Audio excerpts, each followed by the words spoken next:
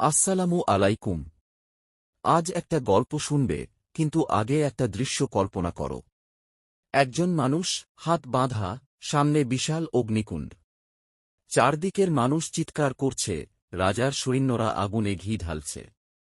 সবাই ভাবে এই মানুষটার শেষ এখন। কিন্তু আগুনে পড়ার ঠিক আগের মুহূর্তে তার ঠোঁট নড়ে উঠে, হাসবিয়াল্লাহু ওয়া নিমাল ওয়াকিল। আর তখনই ঘটে এমন কিছু যা ইতিহাসে কোনো আগুনের সাধ্য হয়নি পুনরাবৃত্তি করার। কে সে? কেন আগুনে ফেলা হচ্ছিল? এটা কোনো যুদ্ধের গল্প না, কোনো রাজারানীর কাহিনীও না। এটা সেই মানুষের সত্য কাহিনী, তিনি ইব্রাহিম হজরত ইব্রাহিম আলাইহিস সালাম, যিনি ইসলাম, খ্রিস্টান ও ইহুদি এই তিনটি প্রধান ধর্মেরই এক অত্যন্ত শ্রদ্ধেয় নবী ও মহান ব্যক্তিত্ব। তাঁকে খলিলুল্লাহ, আল্লাহর বন্ধু, এবং আবু আলাম্বিয়া, নবীগণের পিতা বলা হয়। তাঁর জীবন কাহিনী অসংখ্য শিক্ষা ও ত্যাগের মহিমায় ভরপুর। হজরত ইব্রাহিম আলাইহি ওয়াসাল্লামের জন্মের পূর্বের সময়কালটি ছিল মানবজাতির ধর্মীয় ও সামাজিক ইতিহাসের এক অন্ধকারাচ্ছন্ন ও গুরুত্বপূর্ণ অধ্যায়। স্থানটি ছিল প্রাচীন মেসোপটেমিয়া, বিশেষ করে ব্যাবিলন বা সুমেরীয় শহর হজরত ইব্রাহিম আলাইহি ওয়াসাল্লাম এর জন্মের পূর্বে ব্যাবিলনের অবস্থা অত্যন্ত বিভীষিকাময় ছিল। ইহুদি ঐতিহ্য অনুযায়ী হজরত ইব্রাহিম আলাইহি ওয়াসাল্লামের আবির্ভাবের সময় ওই অঞ্চলের শাসক ছিলেন। শাসকের নাম নমরুদ বা নমরুদ বিন কেনান। বিভিন্ন বর্ণনায় নাম ভিন্ন হতে পারে, তবে তিনি ছিলেন এক অত্যাচারী রাজা। স্বৈরশাসন ও ক্ষমতা নিয়ে আলোচনা করা যাক। নমরুদ ছিলেন একজন অত্যন্ত ক্ষমতাধর এবং অহংকারী রাজা, যিনি মেসোপটেমিয়ার একটি বিশাল অঞ্চলের উপর শাসন করতেন।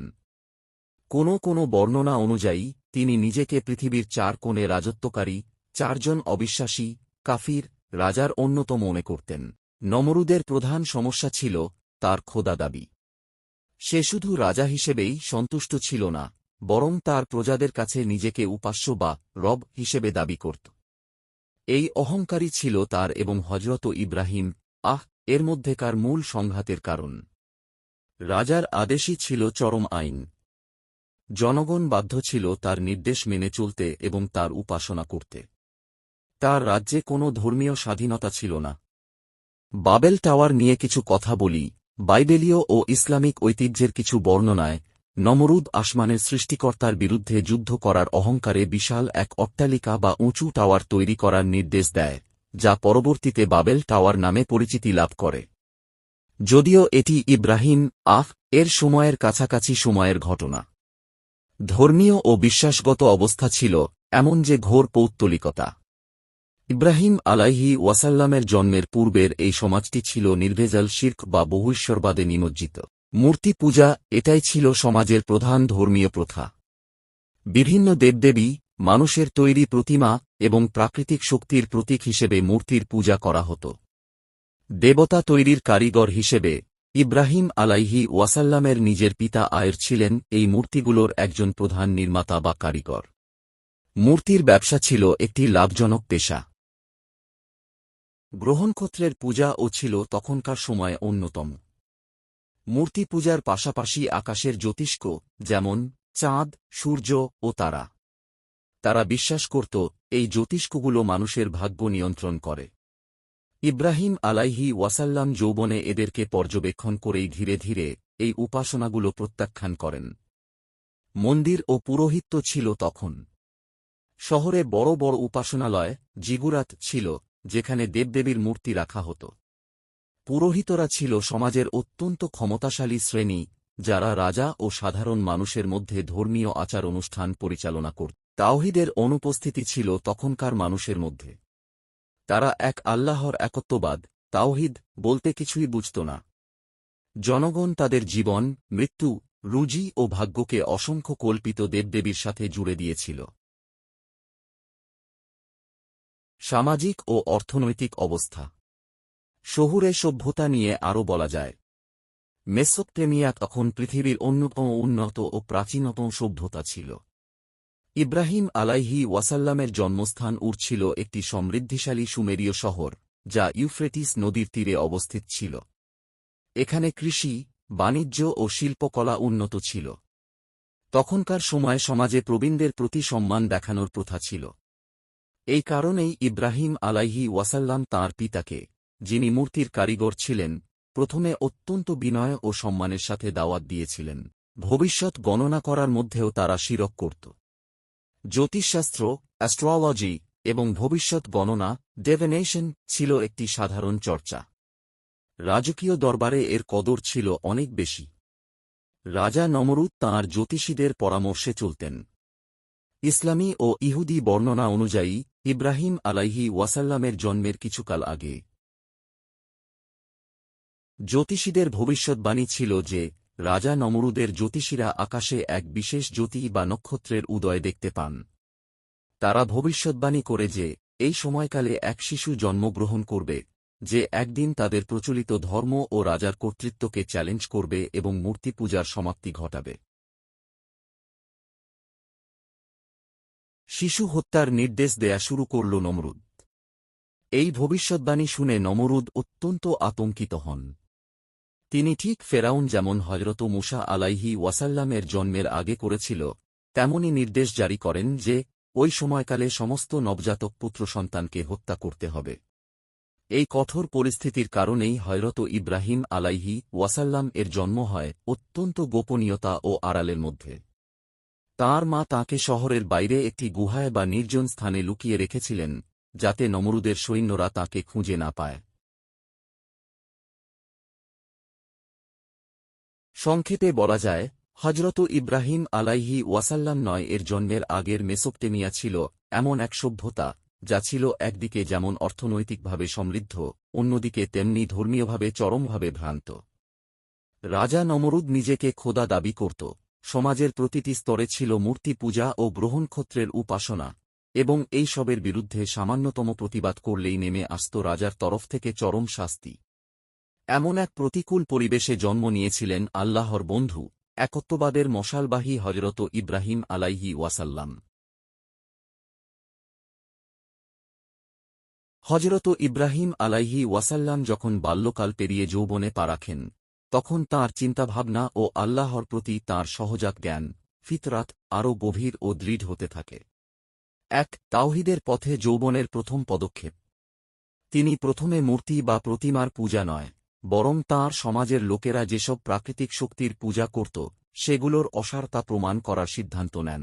চাঁদের পরীক্ষা। তিনি রাতের আঁধারে উজ্জ্বল চাঁদকে দেখে ভাবেন, এটা কি আমার রব? কিন্তু কিছুক্ষণ পর যখন চাঁদ অস্তমিত হয়, তিনি ঘোষণা করেন, যারা ডুবে যায় বা হারিয়ে যায়, আমি তাদের ভালোবাসতে পারি না। এর মাধ্যমে তিনি প্রমাণ করেন যে উপাস্য এমন হতে পারে না, যা পরিবর্তনশীল বা অদৃশ্য হয়ে যায়। সূর্যের পরীক্ষা। এরপর তিনি দিনের বেলায় আরও বড় ও উজ্জ্বল সূর্যকে দেখে ভাবেন, এটা আমার রব হতে পারে। কিন্তু সূর্যাস্তের পর তিনি চূড়ান্তভাবে ঘোষণা করেন, আমি একনিষ্ঠভাবে তাওহীদের দিকে, তাঁর দিকে মুখ ফিরাচ্ছি, যিনি আসমান ও জমিন সৃষ্টি করেছেন। আর আমি মুশরিকদের অন্তর্ভুক্ত নই। সূরা আল-আনআম ৭৬-৭৯। এই যৌক্তিক অনুসন্ধানের মাধ্যমে তিনি তাঁর সমাজে প্রচলিত গ্রহণক্ষত্রের পূজার ভিত্তি বাতিল করে দেন এবং দৃঢ়ভাবে এক আল্লাহতে, তাওহীদ, বিশ্বাসী হন। ২. পিতা আয়েরকে দাওয়াত ও বিতাড়ন। তাওহীদের জ্ঞানে বলীয়ান হওয়ার পর ইব্রাহিম আলাইহি ওয়াসাল্লাম প্রথম যে ব্যক্তিকে দাওয়াত দেন, তিনি হলেন তাঁর নিজের পিতা আয়ের। এই দাওয়াত ছিল তাঁর যৌবনের প্রথম সামাজিক সংগ্রাম। দাওয়াত ও যুক্তি। ইব্রাহিম আলাইহি ওয়াসাল্লাম অত্যন্ত বিনয় ও সম্মানের সাথে তাঁর পিতাকে বলেন, হে আমার প্রিয় পিতা! আপনি কেন এমন কিছুর পূজা করেন, যা শোনে না, দেখে না এবং আপনার কোনো উপকারেও আসে না? আমার কাছে এমন জ্ঞান এসেছে যা আপনার কাছে নেই। আপনি আমার অনুসরণ করুন। পিতার ক্রোধ ও পেশার অজুহাত। আয়ের এই দাওয়াতও প্রত্যাখ্যান করেন, কারণ মূর্তিপূজা ছিল তার পারিবারিক ধর্ম এবং তাঁর জীবিকা নির্বাহের পথ। তিনি ছিলেন মূর্তির কারিগর। তিনি রাগান্বিত হয়ে ইব্রাহিম আলাইহি ওয়াসাল্লামকে বলেন, হে ইব্রাহিম! তুমি কি আমার দেবতাদের থেকে বিমুখ হচ্ছ? যদি তুমি বিরত না হও, তবে আমি অবশ্যই তোমাকে পাথর মেরে বিতাড়িত করব। তুমি আমার কাছ থেকে দূরে চলে যাও। সূরা মারিয়াম ৪২-৪৬ এর ভাবার্থ।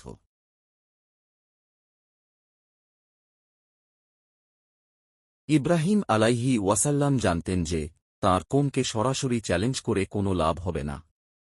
তাই তিনি এমন এক সুযোগের অপেক্ষা করছিলেন যখন তারা নিজেদের উপাস্যদের কাছ থেকে দূরে থাকবে। প্রতি বছর তাদের শহরে একটি বড় উৎসব হতো। সেই দিন কওমের সকল মানুষ শহর ও তাদের উপাসনালয়, মন্দির ছেড়ে বাইরে চলে যেত। ইব্রাহিম আলাইহি ওয়াসাল্লাম এই উৎসবের দিন ইব্রাহিম আলাইহি ওয়াসাল্লাম তাঁর কওমের কাছে গিয়ে বলেন যে তিনি অসুস্থ বোধ করছেন এবং বাইরে যেতে পারবেন না। তারপর সবাইকে উদ্দেশ্য করে তিনি বলেন, আল্লাহর কসম, তোমরা তোমাদের পিঠ ফিরিয়ে চলে যাওয়ার পর আমি তোমাদের এই মূর্তিগুলোর বিরুদ্ধে অবশ্যই এক কৌশল অবলম্বন করব। সূরা আল-আম্বিয়া ৫৭। এই কথা তিনি তাদের শুনিয়েছিলেন যেন পরে কেউ ঘটনাটি অস্বীকার করতে না পারে। ইব্রাহিম আলাইহি ওয়াসাল্লামকে মন্দিরে রেখে সকলে উৎসবের জন্য শহর ছেড়ে চলে যায়। কওমের লোকেরা চলে যাওয়ার পর ইব্রাহিম আলাইহি ওয়াসাল্লাম মন্দিরে প্রবেশ করেন। তিনি দেখলেন বেদির উপর সারিবদ্ধভাবে বিভিন্ন আকারের মূর্তি রাখা আছে। তিনি ব্যঙ্গ করে মূর্তিগুলোকে বলেন, তোমরা খাচ্ছ না কেন? তোমাদের কি হল যে তোমরা কথা বলছ না? সূরা আস-সাফফাত ৯১-৯২। এই বলে তিনি তাদের অসারতা প্রমাণ করেন। এরপর তিনি তাঁর ডান হাত দিয়ে সেগুলোকে আঘাত করে টুকরো টুকরো করে দিতে শুরু করলেন। সূরা আস-সাফফাত ৯৩। তিনি ইচ্ছাকৃতভাবে সবচেয়ে বড় মূর্তিটিকে অক্ষত রেখে দেন। তিনি সেই মূর্তি ভাঙার কুড়ালটি বড় মূর্তিটির কাঁধে বা হাতে ঝুলিয়ে রেখে আসেন। এই কৌশলের উদ্দেশ্য ছিল লোকেরা ফিরে এলে তিনি যেন বড় মূর্তির ওপর দোষ চাপিয়ে তাদের নিজেদের উপাসনার দুর্বলতা প্রমাণ করতে পারেন।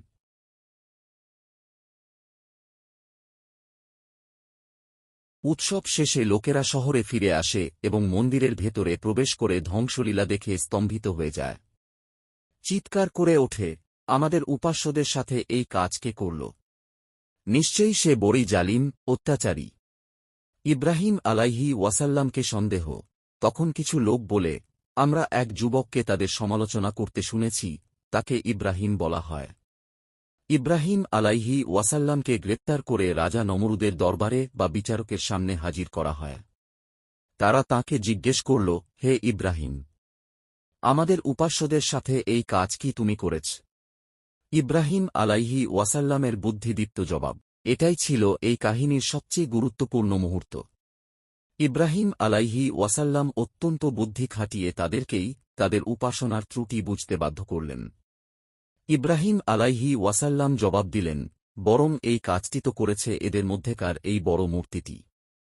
সুতরাং তোমরা তাদেরকেই জিজ্ঞেস করো যদি তারা কথা বলতে পারে। সূরা আল-আম্বিয়া ৬৩। কওমের প্রতিক্রিয়া ও আত্মোপলব্ধি। এই জবাব শুনে নমরুদের কওমের লোকেরা হতভম্ব হয়ে যায়। তারা নিজেদের মধ্যে ফিসফিস করে বলতে শুরু করে। তারা তাদের মাথা নিচু করে এবং লজ্জিত হয়ে স্বীকার করে, আসলে তোমরাই তো জালিম, অন্যায়কারী, কারণ তোমরা তো জানো যে এই মূর্তিগুলো কথা বলতে পারে না। ৮ যখন তারা নিজেদের দোষ স্বীকার করল, তখন ইব্রাহিম আলাইহি ওয়াসাল্লাম তাদের চূড়ান্তভাবে তিরস্কার করেন, তোমরা কি আল্লাহর পরিবর্তে এমন কিছুর ইবাদত করো যা তোমাদের কোনো উপকার বা ক্ষতি করতে পারে না? ধিক তোমাদের!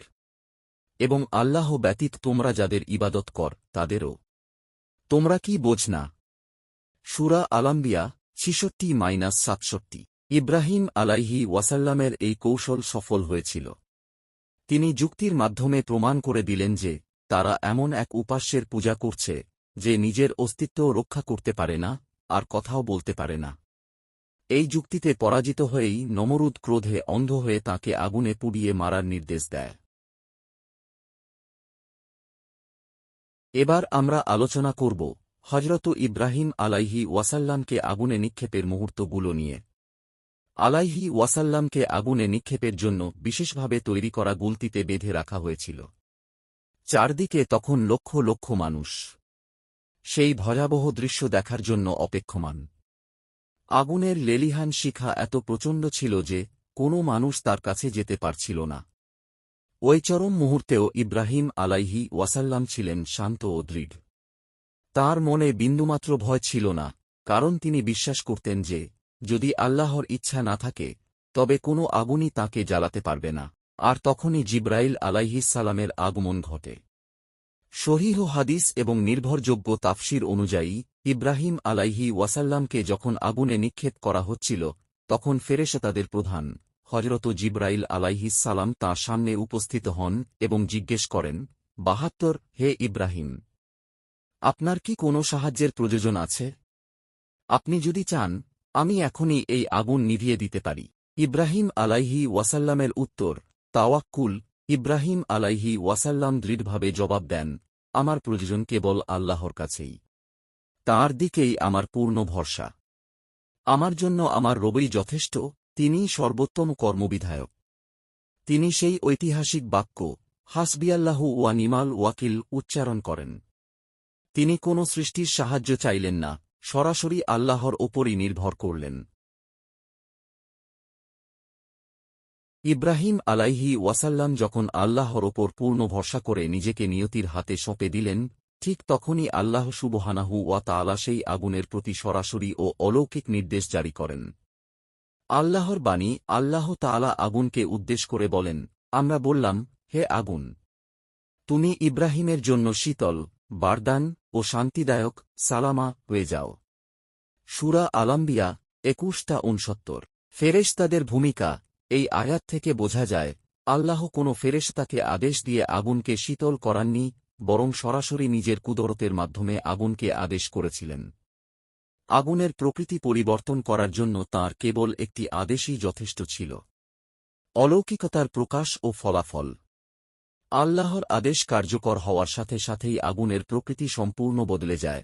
আগুন শীতল হল, আগুনের প্রচণ্ড তাপ এবং দাহিকা শক্তি এক মুহূর্তে বিলীন হয়ে যায়।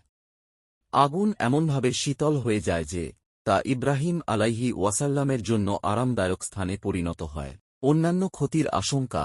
কোনো তাফসিরবিদ উল্লেখ করেন যে আল্লাহ শীতল ও শান্তিদায়ক, বারদান ওয়া সালামা শব্দ দুটি ব্যবহার করেছিলেন। যদি শুধু শীতল শব্দটি ব্যবহার করা হতো, তবে প্রচণ্ড শীতে ইব্রাহিম আলাইহি ওয়াসাল্লাম হয়তো জমে যেতেন। তাই শান্তিদায়ক শব্দটি যোগ করে আল্লাহ নিশ্চিত করেন যে শীতলতা যেন তাঁর কোনো ক্ষতি না করে। আগুনের মধ্যের অবস্থা। ইব্রাহিম আলাইহি ওয়াসাল্লাম অক্ষত অবস্থায় সেই আগুনের কেন্দ্রে স্থিরভাবে দাঁড়িয়েছিলেন বা বসেছিলেন। কোনো বর্ণনায় বলা হয়েছে, আল্লাহ তাঁর জন্য সেখানে ছোট একটি মনোরম বাগান তৈরি করে দিয়েছিলেন, যেখানে তিনি আরাম করছিলেন। অক্ষত দেহ ও পোশাক। আগুনের তেজ কেবল তাঁর হাত পায়ের বাঁধনগুলো পুড়িয়ে দেয়, কিন্তু তাঁর শরীর, তাঁর পোশাক, চুল কোনো কিছুই সামান্যতম ক্ষতিগ্রস্ত হয়নি। নমরুদের বিস্ময়। নমরুদ এবং তার পরিষদ দূর থেকে এই দৃশ্য দেখে সম্পূর্ণ হতবাক হয়ে যায়। তাদের সকল চেষ্টা, পরিকল্পনা এবং রাজকীয় ক্ষমতা আল্লাহর ইচ্ছার সামনে পরাজিত হয়। তারা চোখের সামনে দেখল, তাদের দেবতাদের সাহায্য করার জন্য তৈরি করা আগুনই ইব্রাহিম আলাইহি ওয়াসাল্লামের ক্ষতি করতে পারেনি। ইব্রাহিম আলাইহি ওয়াসাল্লামের উদ্ধার। ঐতিহাসিক বর্ণনায় আছে, নমরুদ এবং তার লোকজন বেশ কিছুদিন অপেক্ষা করেছিল, এই ভেবে যে আগুন নিভলে ইব্রাহিম আলাইহি ওয়াসাল্লামের ছাই পাওয়া যাবে। কিন্তু তারা যখন দেখল যে আগুন নিভে যাওয়ার পরও ইব্রাহিম আলাইহি ওয়াসাল্লাম হাসিমুখে বেরিয়ে এলেন, তখন তারা চরমভাবে পরাজিত হল। এই ঘটনা ছিল নমরুদের অহংকারের ওপর আল্লাহর কুদরতের চূড়ান্ত আঘাত এবং ইব্রাহিম আলাইহি ওয়াসাল্লামের তাওহীদের দাওয়াতের এক বিশাল অলৌকিক প্রমাণ। এই ঘটনার পর থেকেই তাঁর খ্যাতি ছড়িয়ে পড়ে এবং অল্প কিছু লোক তাঁর প্রতি ঈমান আনে। ইব্রাহিম আলাইহি ওয়াসাল্লামের কাহিনী প্রথম পর্ব শেষ। খুব শীঘ্রই দ্বিতীয় পর্ব নিয়ে আসব। আসসালামু আলাইকুম ওয়া রাহমাতুল্লাহি ওয়া বারাকাতুহু।